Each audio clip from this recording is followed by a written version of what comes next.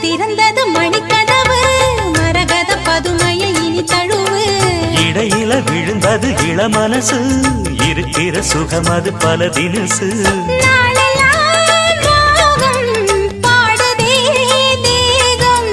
வாழ்வெல்லாம் யோகம் வாழ்த்துதே யாவும் விதவிதமா